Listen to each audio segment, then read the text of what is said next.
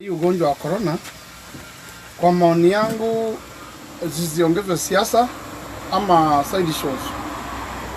Kila mtu ni stakeholder. In fact, Mutahi Kagwe ametuambia 90% ya Wakenya ya individual ndio watafanya hii ugonjwa uishe. Sio madawa wala nini, ni individual ndio watafanya hii, wakiact vizuri watafanya hii ugonjwa uishe. Na napongeza wakina Joe na wale wengine wamejitolea kusaidia wananchi, Gavana Sonko, Gavana Ngilu, na wapongeza kwa hiyo mstari wa kwanza ambao wameingia. Lakini pia nataka kuuliza serikali ichunguze ni nani walitoa zile mitambo za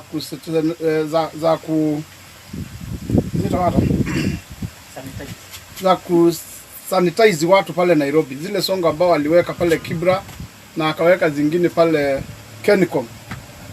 Na wakati tunaona serikali wanatuma askari wanaondoa hizo vyombo na zinasaidia watu, swali ambao Wakenya wanataka kujiuliza na wanajiuliza ni kwamba kwani serikali upande mwingine wanataka kusaidia corona?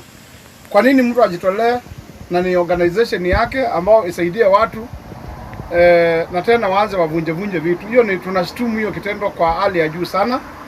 Mimi naamini kwamba Songo Rescue Team ina capacity, imekuwa na capacity. Hata wakati mwingine alipeleka chakula Turkana, akapeleka chakula Ukambani, na sasa wakati wa kwa corona, na juzi nimeona akipeana chakula pale Mua na watu wakikeep distance.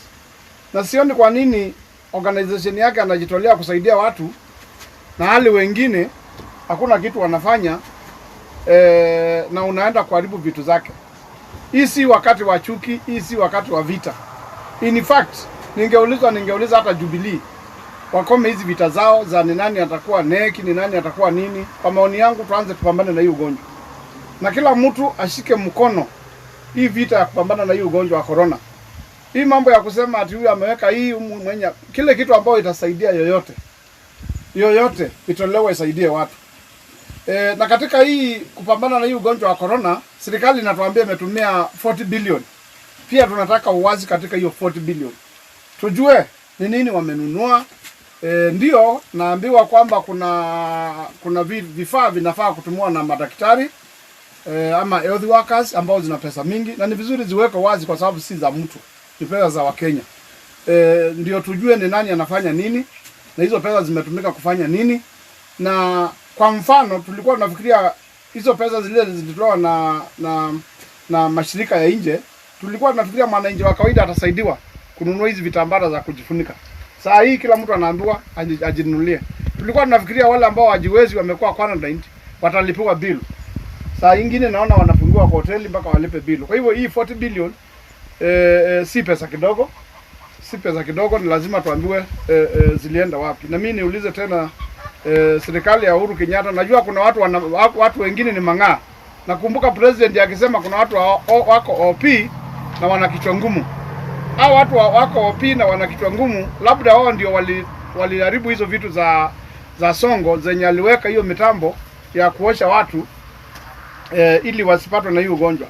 Na ni kitu ya aibu sana, kwa sababu hata tukiangalia zaidi ni vile hatutaki kusukumania maneno wakati huu. Hii ni wakati ambao ni wakati wa kupea morali.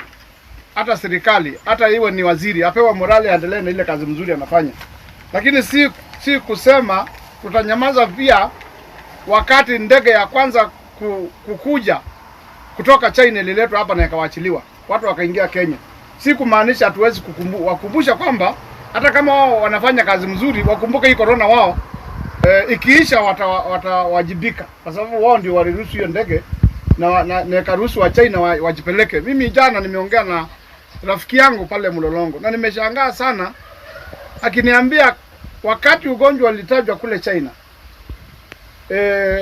wakati hiyo ndege iliachiliwa, kuna Mchina alikuja kwake kwa duka yake na akaanza kukoa hapo nje mpaka akakimbia kwa duka, mpaka yeye mwenyewe akaenda akamshika na mkono wake akamtupa nje akikoa vibaya sana hapa Mlolongo tu.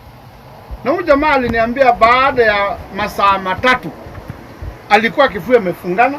Kwanza alikuwa ananiambia, "Ndile, do you know watu wanasoma kwa magazeti ati ugonjwa nini. Huu ugonjwa ulifika Kenya kitambo, kwa sababu aliniambia yeye mwenyewe ni mzee na ashaishikwa na malaria na anajua vile malaria anasikia. Aliniambia hii kitu ilikuja na joto jingi na akaanza kufura huko na kukoa, na akasema ile kitu ilimsaidia sana ni hizi dawa za kienyeji alikunywa. Hizi anawekanga kwa chai. In fact alikuwa amenunua hizi za kuweka kwa chai, zile za unga hizo, na ilimsaidia sana. Na akaniambia pia alitumia spirit wakati analala, kuweka kidogo huko na kapamba, ili hata akipumua hizo jamu zikufa, na hivyo ndio, na hiyo joto mingi. Na aliniambia wakati alikunywa hiyo madawa, baada ya siku 3 alianza kusikia vizuri. Lakini ni kitu ambao inakuja ni kama inakubeba, si kitu ambao ni rahisi. Ile inamaanisha Wachina wale hawakusikia. Wale Wachina walitolewa na hiyo ndege na wakaambiwa ati serikali imewaruhusu, ile ndege ambayo ilifanya kijana afutwe, na serikali ikasema imewaruhusu ati self quarantine, self. Kwa hivyo hiyo ni kitu ambao Wakenya hata kama Mutahi Kagwe anafanya kazi mzuri, tunampongeza. Serikali inafanya kazi mzuri, tunaipongeza, lakini tunataka kujua pia hiyo ndege na nani aliruhusu na ni kwa nini iliruhusiwa, kwa sababu hiyo kitu ni kitu ambao watu wanaogopa kuuliza. Na ni vizuri pia tuulize hizi pesa zimetumikaje. Ni vizuri pia tujue huyu mtu Mchina tajiri amejitolea kuleta vifaa vingi Kenya. Zimepewa nani? Hizo vifaa zimepewa nani na zitafikia watu namna gani? Na niseme kwamba waziri, hata kama umefanya kazi mzuri Mutahi Kagwe, this is not the time ya kufuta watu. Unafuta research ule mkubwa wa Kemri. This is not the time. Hii ni time ya kubembeleza hata hao madaktari au ma-research watufanyie kazi, lakini si saa ya kuwafuta. In fact, naomba serikali, hata wale polisi walisimamishwa kazi kwa sababu ya kuchapa watu, waombe msamaha na warudishwe kazi. Hii ni wakati kwa sababu kama polisi aliona watu ni mangana akawachapa kidogo, si kumaanisha kwamba alikuwa anakusudi ya kuua mtu. Ni vile watu wa Kenya saa nyingine wasikiangi, na wameonekana wengine wakitembea kila mahali. Kwa hivyo tunaomba hata wa polisi warudishwe kazi, kwa sababu walikuwa kazini na mbeleni hawakujua atafanya nini watu wakikosa kusikia. Kwa hivyo mimi sioni kama walikuwa na makosa sana, kwa sababu Wakenya wengine ni mang'aa, tunawajua, si ati hatuwajui. Kwa hivyo huwezi kupanish polisi. Ametrainiwa na pesa ya Kenya, anakulanga pesa ya Kenya, na saa hiyo amechapa mtu kichapo kimoja akijaribu kumsaidia asikufe, na unamfuta kazi. Kwa hivyo ile kitu watafanya, polisi waombe msamaha wa Kenya na warudishwe kazi. Na Mutahi Kagwe tunaomba kama Wakenya immediately arudishe huyu research kazi, aendelee na kazi yake na muombe msamaha. Mimi sioni mambo ya kuchelewa ati kwa results. Kwani hizo results zilikuwa zinakuliwa? Si bado watu watajua results zao. Hata kama zimechelewa, si tuambie kesho hizi zilikuwa zimechelewa, lakini wale watu waligonjeka jana ni hawa. Sioni kama ni sababu kubwa ya kufuta mtu ambao amefanyia Kenya kazi. Hiyo ni kitu ambao Mutahi Kagwe tunamuomba, hapo alikosea. Mambo ile nyingine anafanya vizuri, lakini hapo angekosea. Angemuita amwambie, wewe hii kitu tunaitaka haraka. Lakini matokeo kulilizi yanachelewa. Sio ni sababu kubwa, kwa sababu matokeo hayaendi kukuliwa, matokeo hayaendi kuongezea kitu. Hata matokeo hayawezi kufanya ati corona imepungua Kenya. Hapana, matokeo ni matokeo. Kwa hivyo amrudishe kazi na aendelee na kazi yake, na aendelee kufanyia Wakenya kazi. Afanyie Mutahi. Kama sivyo Mutahi atoe nguo, avae hizo za huyu research, atufanyie research pia. Kwa sababu hii si wakati wa kufanya hivyo. Hii ni wakati wa kubembelezana. Kama ni hao wahudumu, waambiwe nyinyi hii mistake umefanya, wewe endelea na kazi. Lakini si wakati ya side show.